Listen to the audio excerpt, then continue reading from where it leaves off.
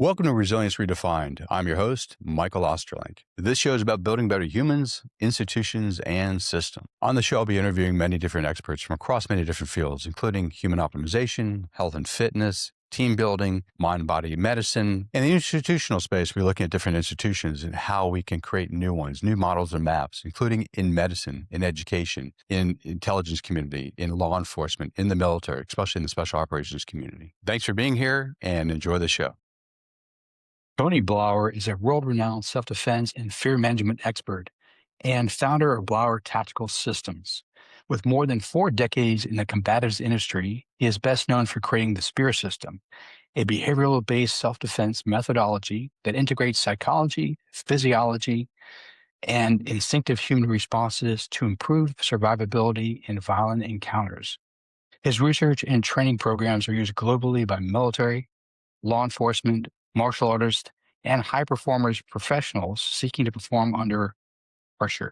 Good to see you, Tony. Hey, good to see you again, man. It's been a while. It has been a while, probably longer than a decade. Yeah. This is and a long time coming. I appreciate your patience. We've had some missteps trying to schedule this out, so Yeah. it's good to Well, have you on finally. I know. Good. Yeah. Like you said, back and forth, and we got a lot of mutual friends. So I'm excited to jump into whatever you have planned for me. I don't know. Let's see how this unfolds. Yeah, so one of the things we talked offline that I thought was really cool is like a lot of people in the martial arts combative spaces, they'll just say no to fear, like no, like no, Right. which is like okay, maybe that sells a program or gets you kudos because that's really cool. Completely ineffective. I love the fact that you know fear, KNOW fear, which is on your shirt, Right. and the name of your programs that you one of the programs you offer too. How did you get into understanding the importance of fear as a driver for human behavior, and especially using the vehicle for the martial arts and combatives as a tool to kind of play around and understand it better so you can perform better in one's life, not just in combative situations, but I know you also work in the corporate space too. So tell me a little bit of the history of your evolution Yeah. there. Sure. Great question and interesting. I think what is most interesting about the research on the fear is it came after the research on the violence. And Mm, in the 80s, in the early 80s, so I started teaching in 1977, which is wild to me, right? yeah. And been teaching now over 4 decades. When I first started, it was like, it was in the golden era. Bruce Lee had passed away. I was in my teens, it was the 70s. And everyone's a Bruce Lee junkie. And then you kind of specialized in whether you're doing Taekwondo or Aikido or Jiu-Jitsu or whatever you're doing. But everyone's a Bruce Lee junkie. And so we were all influenced by the street effectiveness, but we didn't understand that what we were all focused on was the complex motor skills solution to a violent encounter. How to get over a headlock, how to do a gun disarm, what to do if there's two guys in front of you, what to do if someone tries to tackle you. And so when you learn like that, this is called block-based training. When you learn like that, what you're doing is you're creating neural patterns, which other people mistakenly refer to as muscle memory. Muscles don't really have memory in the literal sense. Um, and so we're training these elements, and we want them to ultimately magically appear on game day, like a John Wick movie or Jackie Chan or Bruce Lee or whatever. And so I had a number of experiences when I was a teen, confrontations I got into where I was so scared and so angry and so like distracted by the fear and the anger and the chaos that I don't remember anything that I did. So I always love when Mm, people say, I was in this fight and I remembered, sweeping the leg and then I rolled into this scissor mm, takedown. And I'm going, okay, okay, Pinocchio. You know, like, when there's a sudden ambush, you have an amygdala hijack. Your limbic yeah, yeah, yeah. system goes, so executive function is bypassed. Your cognitive brain, executive function is hijacked. Cognitive brain is bypassed. So the initial couple of seconds, and it's wild when I started working with tier one military and I would do well, not empirical, but empirical in that I was talking to people who had been there. And I would ask guys like, what did you do in the ambush? And they would all have like some immediate action response. And I go, well, what did you do before that? And they'd look at me confused. And it would always take about 5 minutes, Michael. I go, so You got offline, you return fire, you charge a threat, all your immediate action drills, great. Obviously, they work because you're here and I'm talking to you. But what did you do before the immediate action? And they're like, okay, what do you mean? I go, like you're walking and rounds come ripping through the car or above your head into a wall. And then when I let it unravel like an onion, they all went, "Wah!" they all did startle flinch and they all had to manage fear, right? And so because my hypothesis is the spear is a bridge to your next move. So for folks new to my psychological system is called the No Fear Program, KNOW. My practical tactical system is SPEAR, and it's a pretty cool acronym for Spontaneous Protection Enabling Accelerated Response. We are weaponizing the startle response, the fastest thing the human body can do, and it's never wrong. So here's a neat thing, Michael. How many times do you think you've flinched in your life? Billions. You have no idea. An interesting observation. This is for everybody listening too. All of us have flinched our 10,000 reps, right? We're all masters of the flinch. You walk into a spider web and you're like, ah, right? You hit a golf ball into the woods and then you see a stick that looks like a snake and you go, yeah, right? Your body always errs on the side of survival. So what that means is we will flinch when there's a real threat and we will flinch when we perceive a threat.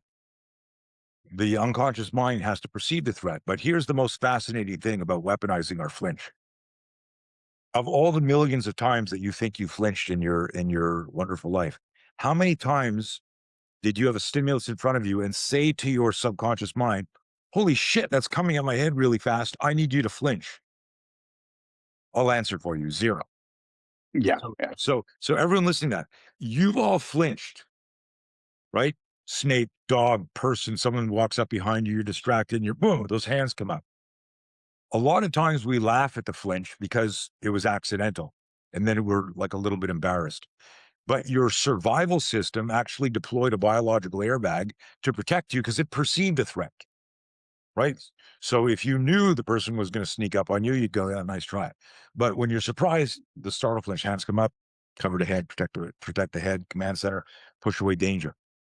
So what was interesting is when I first started to develop that, and I'm all over the place here, so reel me in It's the all 80s. good, man. So the 80s was our incubator period.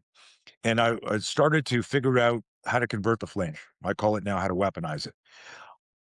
I didn't realize back then, and it was decades and decades of cumulative research, that what triggers a flinch is actually just fear, psychological or actual, right? So if I go boo I've made people flinch on a Zoom call. I get them drawn in. I get them drawn in. Nice. So listen, this and this, and I'll move at them and you'll see them jump back. I'll go, we're 1,500 miles away and you just flinch through the screen. You've had that on Instagram reels where someone throws a ball at the screen, or there was one that went around, where a zombie pops out of on the screen during a BMW commercial, and if you're watching it the first time, you're like, holy shit. So our Right. body just needs to believe that we're in danger and it'll flinch. So whereas like the macho type A personality, which is you and me and a whole bunch of other people that we know, we don't want to flinch because it's effeminate. It's unwarrior-like. It means we're cowards. But that's just a definition and a label that somehow we acquired as we were young.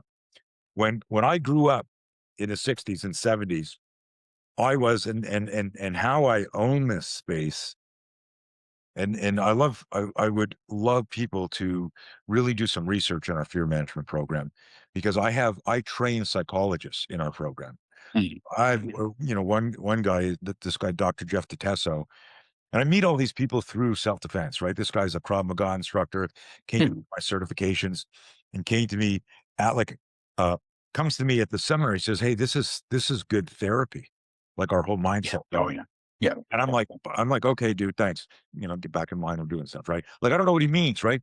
2 years later, I find out that he's one of the top psychologist therapists in Greenwich, Connecticut, and has a specialty of working with the vets with PTSD. Oh, And wow. That's okay. Okay. and so he calls me one day. He says, your work, the 3Ds, detect, diffuse, defend, the cycle behavior, how to get out of the fear loop.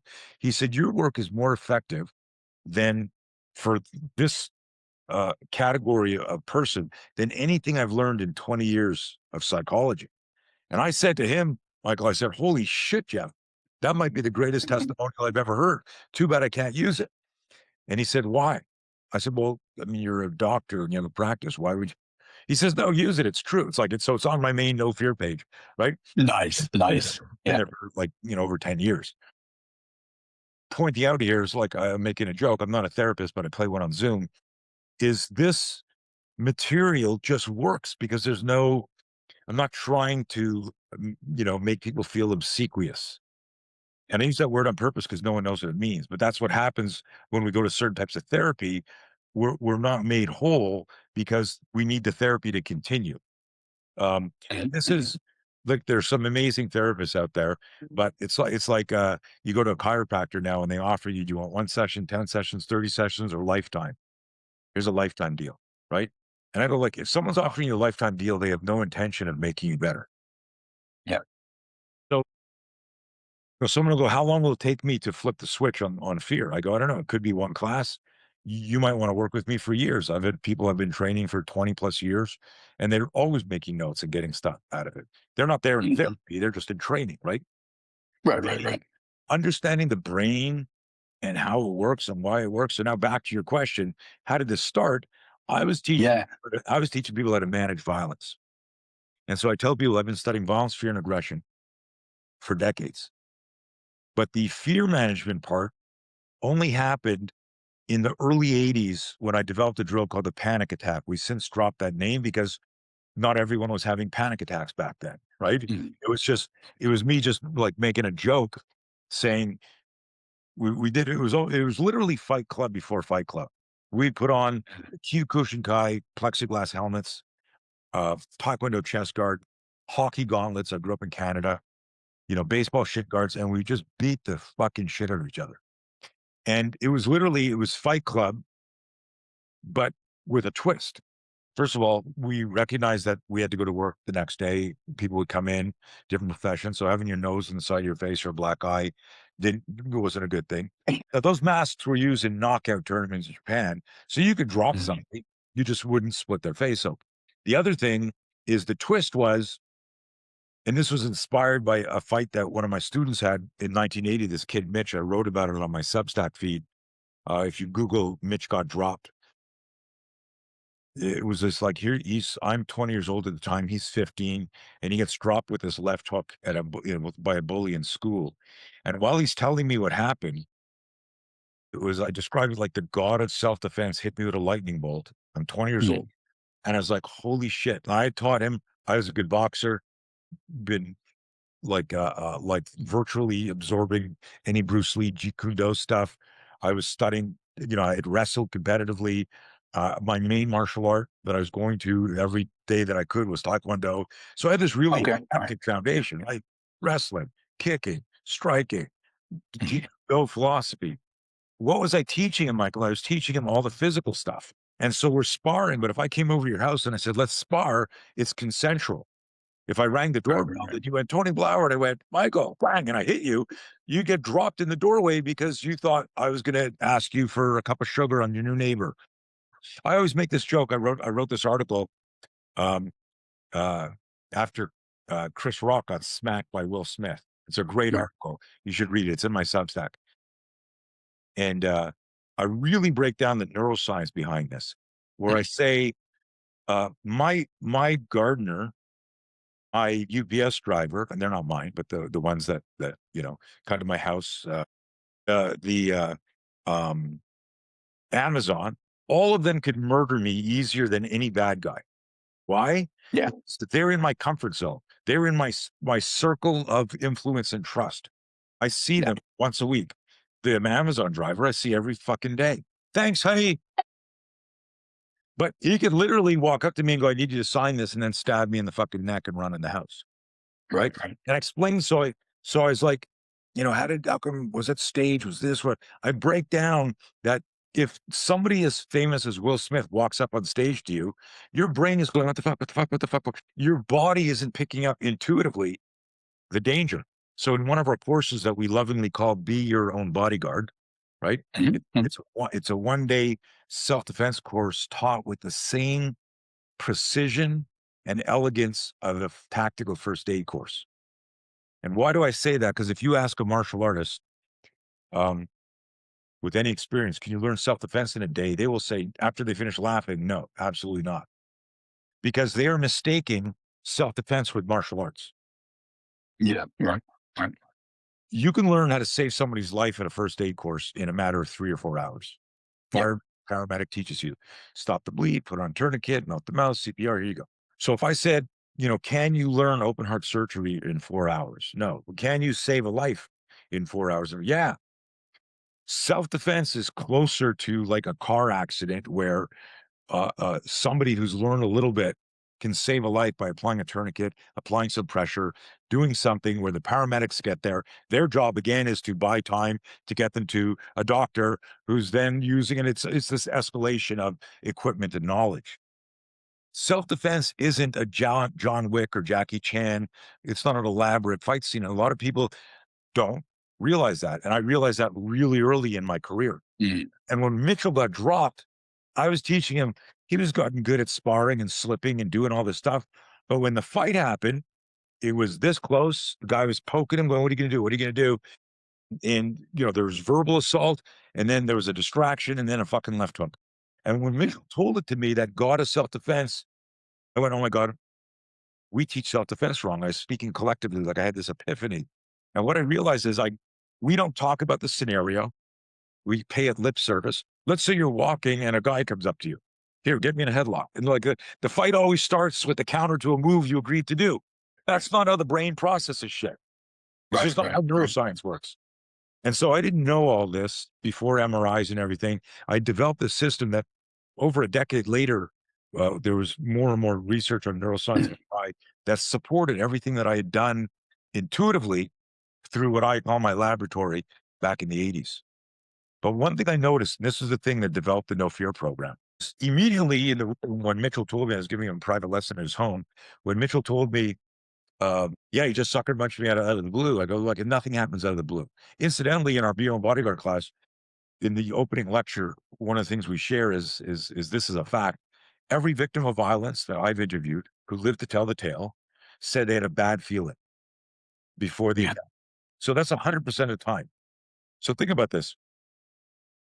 You studied martial arts for years. Other than like talking to me and stuff like that, how often do you hear your intuition is your backup? Your intuition is your first line of defense. Your intuition, if you got a bad feeling about a person, place, or thing, that's when you need to act. That's when you need to get strategic. Most systems start, if you're doing any type of physical martial art, they start with the move. So I break it down into D1, D2, Right. D3. D1 is detect and avoid, and a whole series of skills around situational awareness. Saying left the Oh, nice. back head on a swivel isn't training. Those aren't drills. That's an idea. Number two, de-escalation. Self-regulation through de-escalating yourself. Holy shit, I'm freaking out. I'm scared here. What is the most Mm. moral, ethical, legal thing I should do right now? What should I say to this person? Like having a whole strategy of what I call choice speech and tactical communication. So we Nice. do those first two areas. That's the scenario. The sucker punch or the headlock or the tackle or the guy pulls a knife, that's what everyone else practices. And what's interesting, there's a very famous cop. His name is Robert Willis. Um, Mm. Legendary cop lives in Green Bay, Wisconsin.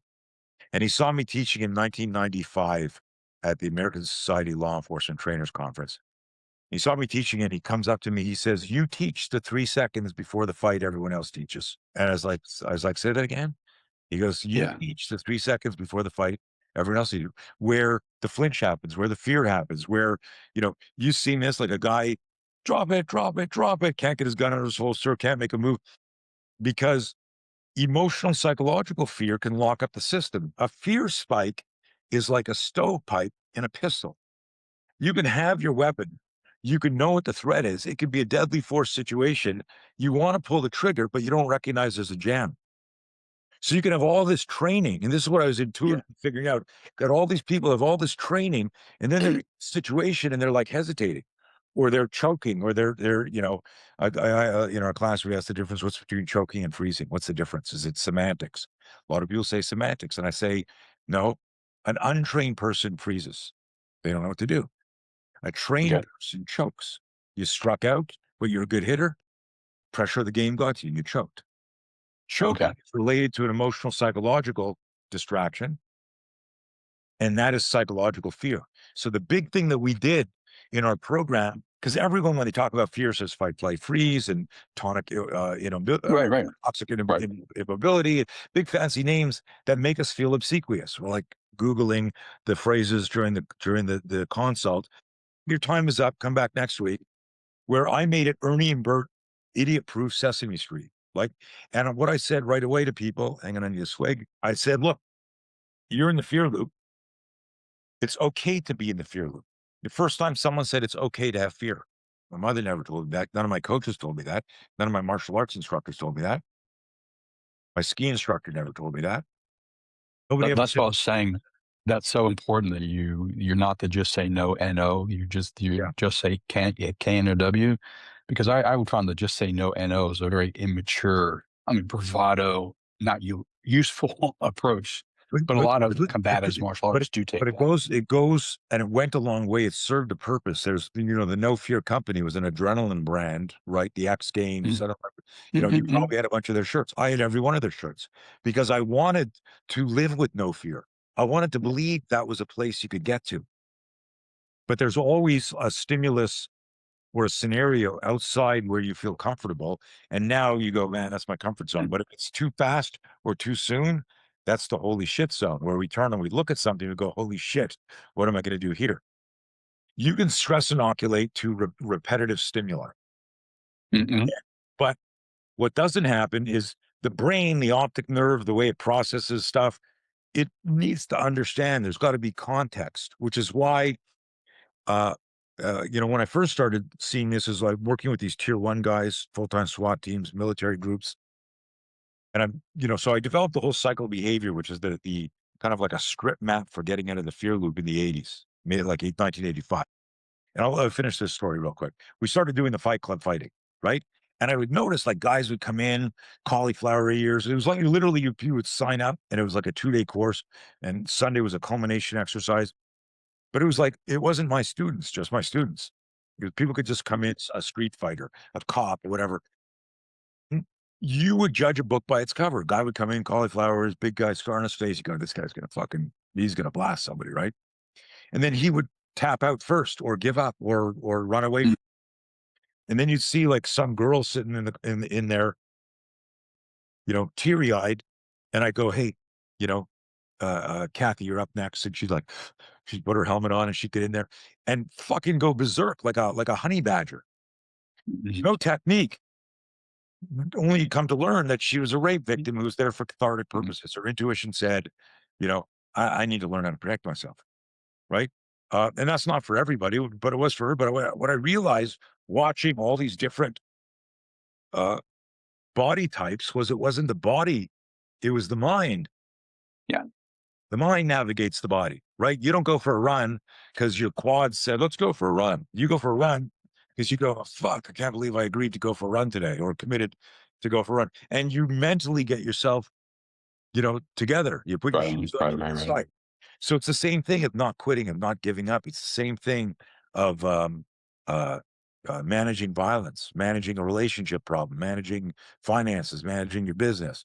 And that was the serendipity of all this, as I found that out after. But in the 80s, like 1985, I said, holy shit. And I used to wear a no fear shirt to do this lecture, like the old no fear. And I would say, how many of you want no fear? I go, how many of you pound your chest? I'm not afraid of any man, no fear. I said, that's bullshit. Because if you weren't afraid, you wouldn't need to tell people you weren't afraid. You'd just be the quiet guy in the room, right? That everyone says that's the most dangerous guy in the room. He's over Yeah. there sitting there sipping his beer. He doesn't need to go, look at me, right?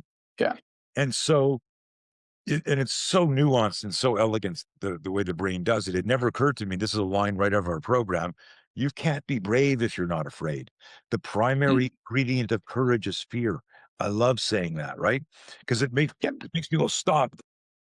My whole life, I cannot, you know, I cannot tell you how many thousands of times I let fear create a ridiculous amount of hesitation in making a decision and asserting myself, whether it's sending back food or Yep.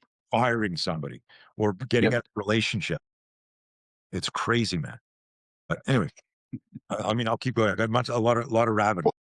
And I think the point you just made is so important, that the no fear is not just finding yourself in a situation that could lead to violence. You work with a wide variety of people, especially now more in the corporate space as well. And it's like, hey, no, we have fear all the time, whether it's the conversation with our spouse or an underling or a boss or various other things too. So this is applicable everywhere Yeah. in one's life. One of my clients is a retired Marine or former Marine, right? I said retired. Sorry, Gomez. And he calls me up, and he's trained with me before in the hand-to-hand realm, and he's now working for a company in the DoD software space. And he calls me up. He says, "Hey, can I hire you to coach me?" He said, "I've got 14 people under me. It's all sales. I'm on performance-based commission." Mm. He said, "I would rather be in a gunfight than these some of these meetings. I'm so scared of like the number, how much revenue we got this quarter." Yeah. Like, Yep. and what he was just doing was like he wasn't applying what he learned to plan a mission, right? Downrange to his life here. And so he was just looking at the fear spike. And then, one of our popular acronyms is false expectations appearing real. Mm. It's a movie in your mind, and it hasn't even happened, but it's debilitating you in the present. Right. All of us do that all the time. The quick, Mhm. the thing is, it's almost like, think of the fear spike, the psychological fear spike. This is a wonderful metaphor I want to share with your audience. You're flipping the channels, looking for something to watch. And let's say you hate horror movies, right? And you're flipping the channel, and there's, oh, this looks interesting. And then all of a sudden you realize it's a fucking horror movie. You feel the music or somebody jumps out. What do you do right away? You flinch, and then you change the channel, right? You get off the channel. Let's say you hate Westerns. You're looking for stuff, and then you see like this panoramic, oh, that's gorgeous. Like, it's out Arizona, Montana. And then they zoom into some cowboys. You go, I hate cowboy movies, right? You don't flinch now because there's no fear, but you hate it. So you change the channel. The metaphor here is this: the movie in your mind is just that. It's like a movie studio that exists in your mind. You're the director, you're the Yep. producer, and you've Yep. cast yourself out as the victim in your own movie. And you could Yep. literally, there's a little remote. You could literally be sitting there going, "Oh my God, why am I thinking about the end of the world?" It's quick, and switch it to Love Vote or another channel, right? It could be, I'm going to go work out now. I'm going to go meditate. I'm going to journal. I'm going to call my coach. I'm going to do something, but I shouldn't sit here in the fear loop. And so this is what I realized in the 80s, built a program that worked for self-defense. And then I would get people would learn it. And then I have like a mom who came to our seminar, said, "Hey, my kids were always terrified of going swimming, and I used your cycle of behavior to coach them, Mhm. and they went swimming. I just wanted to thank you." And I'm like, "Oh, cool." And then I had another one, a dad say, "Hey, I got my teenage daughter off of antidepressants using cycle of behavior." And I'm like, Mhm. "Huh, how the hell did he do that?" And then and I kept on getting these. I had my favorite, and it's actually a screenshot we have a digital no fear program, for people who don't Yeah. want to hire me or work with me personally. Um, and the opening slide, the story is this guy. I've never even met him. I had an audio tape that I released in the 80s called Cerebral Self-Defense, The Mental Edge, on Okay. cassette, right? Old school. I get it. What's a cassette? Google it, right? Cassette called Cerebral Self-Defense, The Mental Edge. Mm. And this guy was like a keto guy, and he was a Mm. professor at a university. Um, Never met him. And he sends me an email one day, like decades later, saying, I think it was like 15 or 17 years later. He says, "I want to thank you for helping me raise my kids." I'm paraphrasing it because it was longer. He said, "My kids have grown up, and the things they're doing compared to their peer group, because he's a professor, he's really analytical." Mm. He goes, "Their friends, when we get together, I can see how timid they are with life. Where my kids are like traveling and taking chances and doing stuff." And my wife and I were talking, and we all grew up in like a little suburb, and all the families knew each other. And we were wondering why our kids were so much more outgoing. Mm. And he said, we concluded that the only thing different was we exposed them to your ideas about fear when they were 7 years old. That's awesome. Right. I get And the goosebumps. Like, values. it's like, Yeah. Yeah. Yeah. It's beautiful. yeah. So and I got crazy stories. So one of the things, one of my dreams and being interviewed by you and sharing with your audience, I want every parent to get the No Fear program and go, I am Mhm. my kids, because you can't teach what is it, a leopard, a zebra new spots. What's the expression? You can't change a leopard spots, or you can't. A lot of people think this fixed mindset where I get asked, "Hey, can I overcome my fear?" I go, "Yeah." Like, you just have to decide to. If it's a psychological fear, so you can stay in the fear loop, or you can be in the fear loop. And then this is such a powerful line. There are things in life you must do afraid. And we're not reminded of that. So what we do is we allow fear to direct our behavior as opposed to our mind direct our behavior. I need to defend myself now, or I need to sell, or I need to get divorced. I need to get married. I need to go to the marriage counselor. I need to get my shit together. Right? I'll never change. What's the point? I'll never make it, or whatever, narrative you got going on. And it's- I, yeah. I, I'm making it seem easier than it is, but it really starts with, for everybody, I don't care what program you're on. If I if you're experiencing any doubt, hesitation, or procrastination, all of that can be hardlined right back to a psychological fear. And that's what we do. Mhm. We help people unpeel that onion so that you finally get to it and you go, fuck, it was just fear. Now it doesn't go away. This is the big thing. It might go away depending on what it is, but it doesn't go away and it doesn't have to. And that's why our system is so unique, because I tell people, like, yeah, so just like one of my coaching clients today, he called me this morning. He says, I got a big meeting on Friday and I'm fucking scared about it. And I go, Mm. good. That's what the acronym is on the wall back there. That's just not me. Look at this guy. He was Canadian. He became an American and he's swearing like a truck driver. Fuck fear are two acronyms. A lot of people don't know that. So, Mm. I wait a little bit so people hear me talk about it.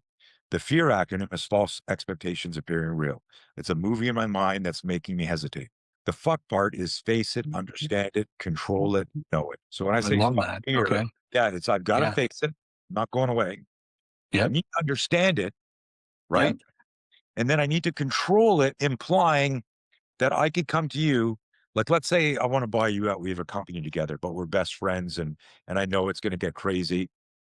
Wait 3 years to do that. I'm starting to get weird behavior. I had a guy, like a great example. This guy, he's a special forces unit now. Ass man, has his own stunt company. Uh, uh, trained with me for years. He had a parkour academy in Miami. Oh, sweet. Okay. Come work for me. Wow. This is before the world got stupid in 2020. So he's living out here, and all of a sudden I notice he's coming in less and he's acting a little weird. He's not being around. And I'm like, started to notice this. And I'm going, dude, are you okay? Is everything okay? Because you're behaving weird. And we're really, really close. And he finally goes, yeah, I just some stuff came up and all that. Then finally calls me up. He goes, hey, I got to talk to you. Like, finally comes out. This is like 3 months later. He goes, a dream of mine. He's 32 years old. A dream of mine was to serve our country. And if I don't apply now at 32, I lose my opportunity. They won't allow me in selection. And he was my media guy. He was one of my best instructors. He was a guy that when I was out of town, he'd come over, and I remember one of my funniest stories ever. My daughter's room is upstairs from our garage gym, and it's just like there's no cars in it. It's just fucking fighting equipment and training equipment. My daughter's room is up there. I'm in Perth working with their army, Australia. And my daughter calls me on my cell. I'm in Australia. And she goes, Dad, um, I know you love what you do and you love teaching, but like, I'm trying to study and you're just yelling in the garage running a class. And I'm going, Olivia, so, so good to know that you know where your dad is. I'm on the other side of the world, literally. Oh my She goes, "What are goodness. you talking about?" She goes, "What are you talking about? I can hear you in the garage." Adrian was such a fanatic and so obsessed with our material. Instead of putting on Metallica and lifting weights, he put on one of my seminars and listened to me teaching. Oh man. Okay. I So got it. Yeah. because he was slamming weights and hitting bags, he had it really loud. So my daughter thought I was in the garage doing a seminar. Isn't that crazy? That's really funny. I mean, it's a funny story, but I'm showing you about the work ethic of this kid. This guy. Yeah. Yeah. I get that. So when he started to like pull back, I was like, "What's going on?" Yeah. He goes, and we're recording things, we're organizing the company, we're building websites. He's really talented all around. And he says to me, if I don't apply now and get in, I will never, it's my chance. And I said to him, dude, said Adrian, the CEO is very fucking upset right now. We moved you from Miami. You're my second in charge. I made you famous. Like I go, this is Adrian. He's gonna take over the company. And I go, but your friend, your coach, your mentor, Mhm. of course, dude, go do that. Right. And I just got this warm, fuzzy feeling now. But here we are, it's 7.5 years later, because it was like the year before the world got crazy. Uh, and he went in, he was just gonna do like a couple thing reserve. He was so good at everything, whether skydiving, shooting, planning, missions, everything, that they started sending him to every fucking school. And now he's like, I mean, what was crazy also was he started teaching our stuff because we have a whole military program. They couldn't even Mhm. train with me, he would do things like this. I'm going off on a tangent, guys, bear with me. It's all He'd good. call me up, you go, "Hey, Coach B, can I put you on speaker?" I go, "Yeah." He goes, "Hey guys, say hi." They couldn't believe that. Because in some circles, like there are people, of course, that hate what we do, but there's a lot of people that love what we do and know that we've saved a lot of lives. So he became a bit of a celebrity through association, but he's Nice. an amazing instructor. Man, that's a great story. I'm really happy for him. Like he sounds like what he did for you, he's doing for the for Special Forces, U.S. military, Yeah, which is yeah. awesome. But I have a question for you. Like, as the CEO, you had one response. As a friend and mentor, you had a different response. What in you allows you to recognize those different parts and not be reactive to the conversation, but choose which one you want to respond from? And There's a that's a part. great Yeah, capacity. yeah. Thank you. There's a part of me Yeah. that's pissed off at him. When I see him, I go, "I hate you, bastard. What we could have done together."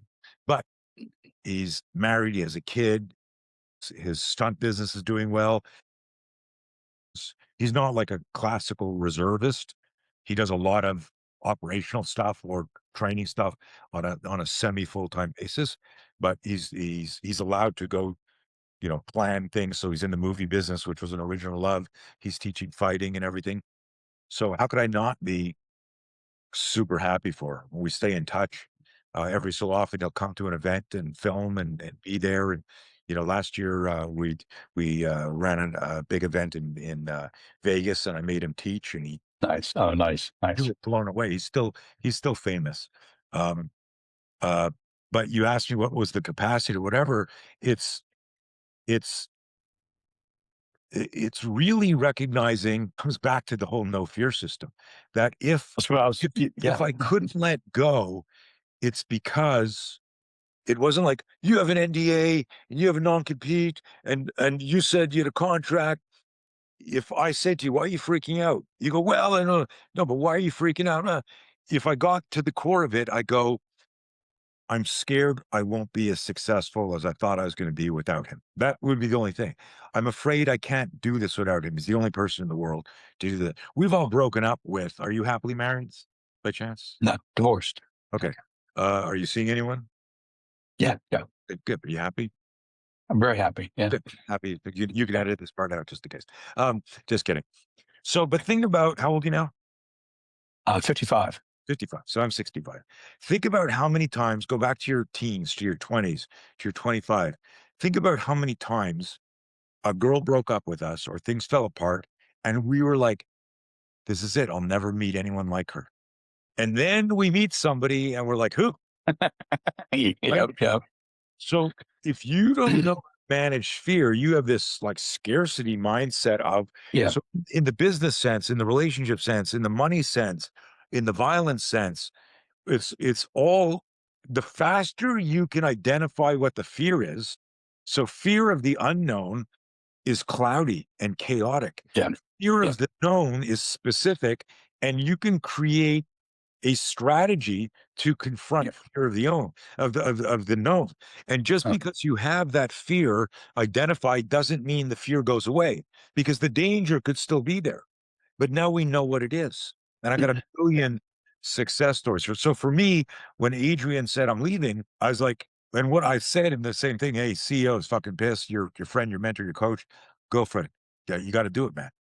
You will, if I said, and I actually said I could probably talk you out of this because of a relationship. But if I did that, you would hate me. And yeah. then I would hate myself one day.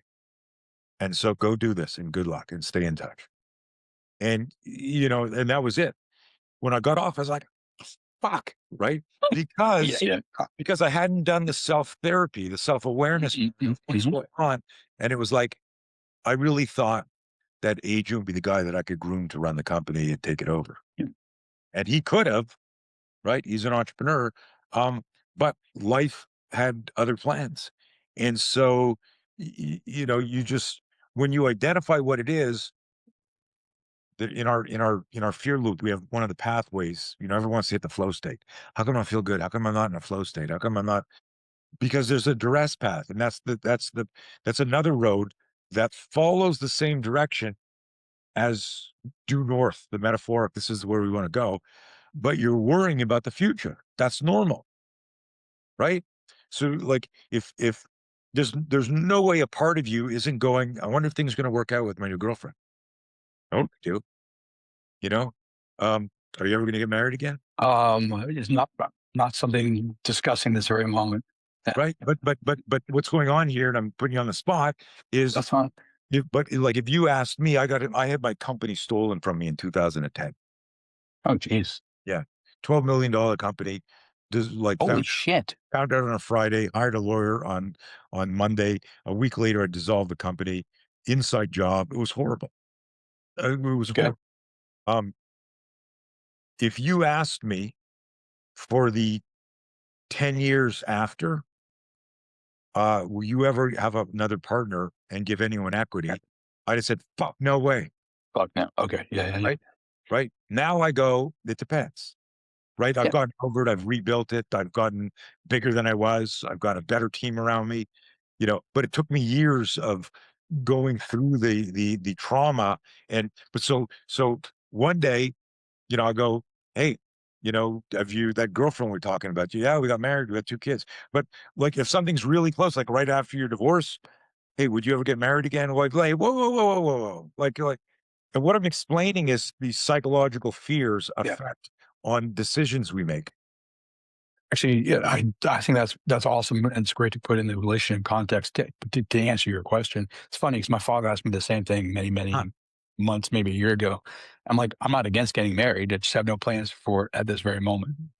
So, but to your point, I could see like right after a divorce or right after the thing occurred, whatever the thing is, like, fuck, I don't want to do that thing ever again because that didn't work out well. No, 100%. Yeah, But listen, yeah, you can get fired from a job and it could turn out to be the best thing that ever happened to you. But, yeah, of course. you will not, in the days or weeks or months or maybe years from that, because it feels like a betrayal, and betrayal just doesn't wash off easily. You will not be philosophical and sitting there, in the lotus position going, this happened for me, not to me. I'm okay. Right. So I make fun of a lot of the cliches, but so what our program is to help you realize where you are at the fear loop and to remind you it's okay to be in the fear loop. It's not okay to stay in the fear loop. That Right. distinction. This is great. So you have a couple of different programs. You work with different audiences. Can you talk some about like your different programs Yeah, and sure. how to find out more about them? Hopefully my office sent you a bunch of links that you can put in the show notes if they Well, have. definitely including the show notes for sure. Yeah. Yeah. So I I have a number of programs. The most fun I'm having Yeah. recently is, is this one-on-one, I call it the tactical executive. And I go, if I said to somebody, hey, you should really know how to protect yourself and your family. I think everyone's aware that the world's gotten a little bit more chaotic and violent. And people are like, I'm okay. I never had anything happen. I'm good. Yeah, I just drive away or I go, yeah, but if you know that you can fight, that has transcendent value. Nothing else. Mhm. Nothing in business will intimidate you. Nothing in a relationship will intimidate you because you fought to save your business, but you didn't fight to save that relationship with your kids. You fought to win that contract, and that workaholic, I'm not letting go of this fight. You made everyone tap out in business until you got the deal. It cost you your marriage or two or three. Yeah. So this isn't about work-life balance. I'm not one of those guys. I go, there is no Mhm. work-life balance. It changes every minute. It changes every year, right? If you're an Mhm. entrepreneur building your company, there isn't work-life balance unless you have generational wealth that was obviously given to you, and you go, I'm going to go into green energy, and I'm not making fun of that, but it's like, well, you don't have to worry about shit because you're on a Right, private jet and you have a chef making your food. But if you're working on shit yourself, I still am, uh, you know, we're fairly successful and with good business, but I still wake up at 3 in the morning going, "Fuck," right? Worrying about shit. I also wake up at 3 in the morning going, "Holy fuck, I just got a new idea for a new course." right, right, right. You know, Yeah. so, um, how people work with me is where does this conversation land with them? Did you sit there with your arms crossed going, "I hate this guy, I hate his voice. He fucking didn't shut up. He was talking a million miles an hour." That's why I'm frenetic. I'm like an Eddie Van Halen solo, right? And it's like, That's funny. Um, we work with companies, we work with teams. I was talking about the tactical executive because my philosophy Right, right. is I like to say this. That's why I gave all those examples of people will do everything to save their business because the model is if I'm making money, I can pay for dental and healthcare. I can put my kid in school. I can get that nicer car or that watch. I can my wife can go work out, or do what she wants, and I can live in the suburbs and blah blah blah. And it's attached to that. So we have this psychological umbilical cord to being successful. Um, Fear keeps us there, but also fear that that's what we need to do to be successful, right? So we have this model, and so I have this tactical executive program. It's a 90-day online course, but it's every week there's live sessions, but it's online. But I'm teaching people about situational awareness, about fear management, de-escalation, things to do if you're held up at carjacking, home invasion, Mhm. ATM. So month one is tactical fitness. Month two is scenarios. Month three is no fear. And I tell people like the most important thing, and like a lot of people go, "Oh, I just want the fear management." I go, "Your most important asset is what?" And people think of their portfolio. They go, "Well, it'd be my 401k or my dividends here, my investments here." But no, your most important asset's your ass, and you don't know how to protect it because if something happens to you or your confidence, your business will disappear. And so when you go to that not 30,000-foot view, but 31,000-foot view with surgical precision, you realize, huh, if I can learn self-defense like first aid, meaning really quickly, detect, diffuse, defend, how to choose safety, moral, ethical, legal Mhm. decisions, primal, gross motor, and I can look in the mirror and go, I would protect myself or my family. And if I had to be a courageous bystander, I could make that decision. Because when you understand how to get to know fear, you understand what it's doing and how it manipulates you. So you can turn fear into fuel. And if you turn fear Yeah. into fuel, you can use it to change your mind about decisions. So we explain in the course that studying fear improves your self-awareness. That's obvious, right? If I if I'm unpacking my own fears, I'm becoming more self-aware. Now that I'm more self-aware, I have better critical thinking, right? Someone tries to sell me something through a big pharma commercial, or somebody tries to sell me something on some, this looks too good to be true martial art, or somebody tries to sell me, some land off the coast of Florida that comes with alligators, right? Um, I can look at the critical thing. I go, shit, my nervous system says there's something off here. I'm not letting the peer pressure, you can do some critical thinking. So fear management leads to better self-awareness. Better self-awareness leads to better critical thinking. Better critical thinking and better self-awareness leads to better situational awareness, which means you see more opportunities in your life and you also see things you're supposed to avoid. So that's like, in a nutshell, like that's the magic there. And when you learn that, you apply that to everything. But I teach it to you where I say, you're a tactical executive. And someone could say, but I work for another company. I'm not an executive. I go, you're the fucking CEO of your life. Yeah. Right. Right. So you're the CEO. You still have, I don't care if you're working at McDonald's flipping burgers, you're still the CEO of the life. Everything still that I just said still applies. Um, that's one way to do it as a 3-month program. People hire me for, like to come and speak at, Right. at their companies for their teams. People hire me to work with them privately. So I'll definitely include, your folks did send me the links. I'll make sure I include all the different programs because you also have others too. But you're also a prolific writer. Like I read your stuff on Substack. I see you on a little bit on Twitter. I love writing. I have no idea how many articles I've read. Hundreds and hundreds and hundreds. So Yeah. yeah.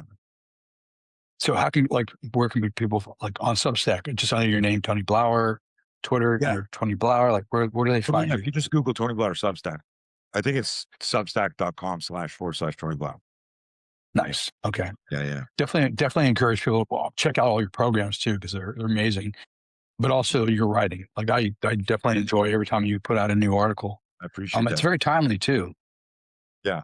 Thank you. I mean, you address like things that are happening. I remember last month you addressed the shooting in Australia, for Yep. instance. Yeah. I try to write what I talk about and think about. And if there's something happening in the world that a lot of things I just ignore because they're just part of the fear propaganda machine and people react Mhm. to them. But sometimes I go, I'm gonna write that because like that shit has sort of always been here, but it's more and more brazen and more frequent, and it's probably not going to stop, right? So, No, yeah, so right. knowing how to think and what to do and why shit like that happens, and you know,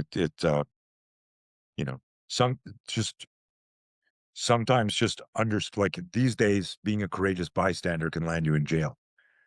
But reading a good article or getting a good course on that helps you again. It's the critical thinking piece. Should I Yeah. or shouldn't I? If not me, then who? Like, but all of that's fear. If you peel everything, you look at something in the news, Michael, where you go, man, I wonder if I would do that. That's fear speaking. Mhm.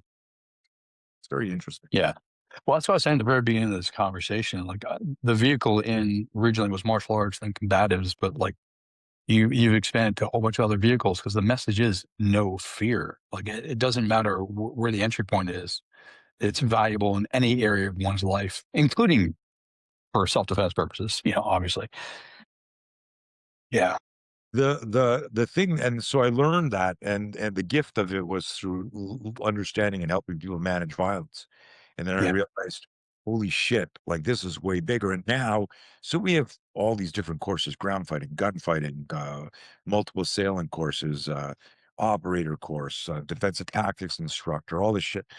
If you told me, so good, like 80 different courses, if you said pick your favorite and you could only teach that for the rest of your life, it would be my no fear course. 'Cause I've seen really well-trained physical specimens freeze or hesitate, Mm. which means that even when they had the physical skill set in a consensual fighting environment, that that didn't happen. That didn't manifest for them in the street. There was a guy interviewed, I think he's retired now, but maybe not, Anthony Smith. It's one of my best interviews. If you Google Tony Blauer, No Fear, Anthony Smith, he was, in the top 5 UFC, I think, in the, uh, light heavyweight. He experienced a home invasion and he fought a guy. So he's like 185, 195, professional gladiator, fights in the UFC, fighting a 160-pound guy that broke into his house. And he says out loud, that was the hardest fight I ever had. And I break it down for him and I'd explain to him what was going on. Well, the martial art mind goes, if I said Anthony Smith versus this friggin' crack addict who's going to break into his house with no weapons, You go Anthony Smith every day. Well, he couldn't submit the guy. He could knock the guy out. He couldn't. He was like, but a lot of it was just this is not a consensual fight. And so the amygdala hijack, the adrenaline dump, the cortisol just was way more that his nervous system could handle. So while he stabilized the guy and they were able to get it under control, he was just baffled that it was so hard to do, you Right. know. Right. I'll make sure we include that interview in the show notes too, because that sounds like a great one for folks to listen to. Tony, I appreciate your time, and this has been a Thank you, fun man. conversation. Good to reconnect and happy to do more if your audience digs it, if they got any questions. I don't have AI answering my questions, so if you message me on LinkedIn or Instagram or Facebook, I'm not on a lot, but and my answer, it's me, so I don't have AI doing that. So if you got questions, hit me up. Nice. That's awesome. Let me encourage folks to definitely take your courses, read your materials, if they have questions to reach out to you.